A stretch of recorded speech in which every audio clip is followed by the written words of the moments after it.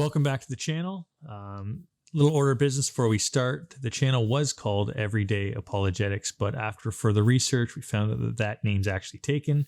So the new title for the channel is going to be The Everyday Apologist, which is me, Kevin Robert Jarvis. So welcome back, and we're going to get started with the first chapter for my book. And those of you who are kind of just joining and didn't see the intro video, the channel is going to be based on a book I wrote back in 2020, From One Father to Another, What Becoming a Father Taught Me About God.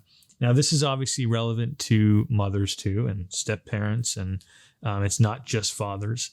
And it's even relevant to people who aren't parents at all in any way. So if you're just a kid, a child, a grown adult, you don't have kids, it's still going to have relevance to you too. So the first chapter of the book is titled, Why Did God Bother Creating Us to Live in Such a Broken World?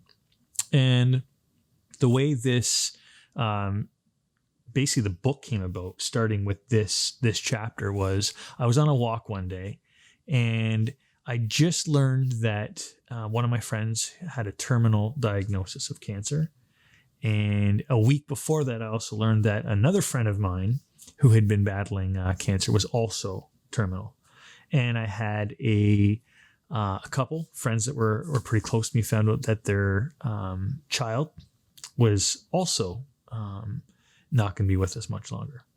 So that was one of those weeks that was really, really tough. And even though it wasn't me personally, it was kind of walking with those people, and it was really kind of stirring things up for me. So I was taking this walk one day, and these questions just kind of kept coming to me. And it was like, why so much suffering? Why so much pain? Why so much, we're put into this world and we have to face these tragedy after tragedy and suffering and confusion and despair and death, the ultimate betrayal of life. And so I was kind of really feeling it that day, like for myself too, knowing that suffering touches us all at one time or another. It does touch us all. So I kept kind of asking those questions, and I was saying to God, really, why? Why all of this? Why are we going through this? Why did you bother doing this? If you knew, you kind of could foresee that this was going to be our experience, why would you create us and put us through this? And I was really kind of going over and over that question and trying to find an answer. And some people say that God speaks to them, verbally, or out loud, they can hear God's voice. That's never happened for me. But I do believe God kind of speaks to me through questions in my heart, puts them on my mind. And I had this very distinct feeling. I was just quiet for a minute, and the question came over me, and it was like, it's like God was saying to me, if you're willing to ask me why I bothered to bring you into this world, knowing that you were going to experience all these horrible things like death and confusion and despair, and you first have to answer the question, why did you bring your own 3 children into the world?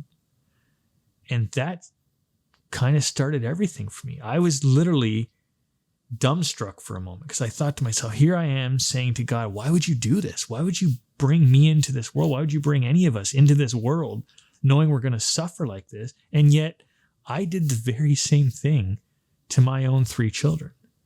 So I knew now I had to answer that question. I had to say, why did I bring my 3 children into the world? And so some of the things I came up with were, the first thing was I wanted to have a relationship with them. I really wanted to love them, and I wanted them to love me. So I wanted that relationship. I wanted them to experience things like love and friendship and creativity and art and the beauty of the physical world, to just name a few things. But mostly I wanted that relationship with them.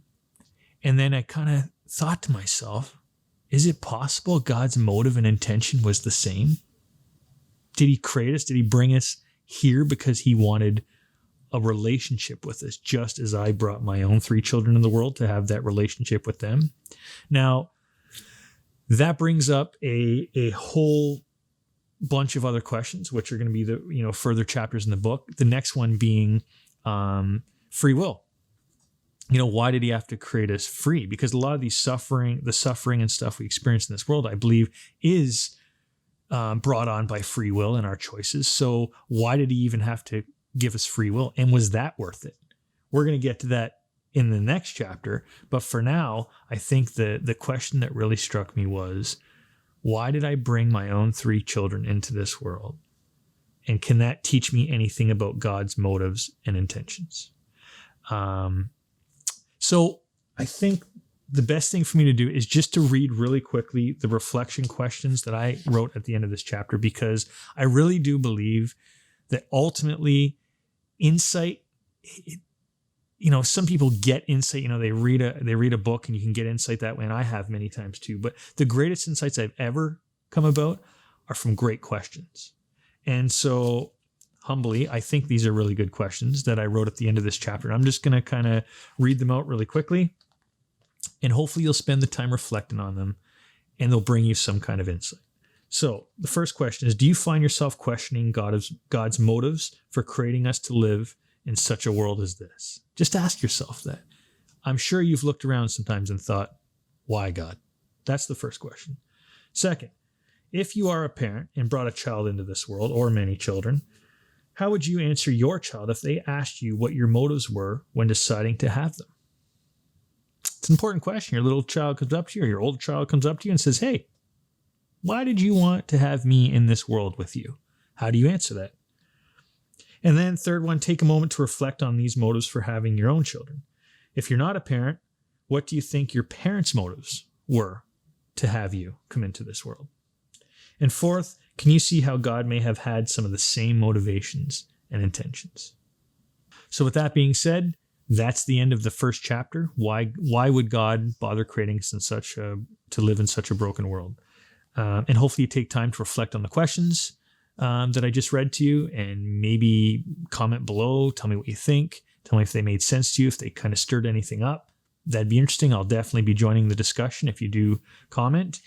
And we'll go on to the next chapter. Next video will be coming relatively shortly. And that chapter is titled, Do We Need to Be Free to Experience Love? Which I think is obviously going to kind of tie into what we just talked about. So hopefully you'll join me in the next video.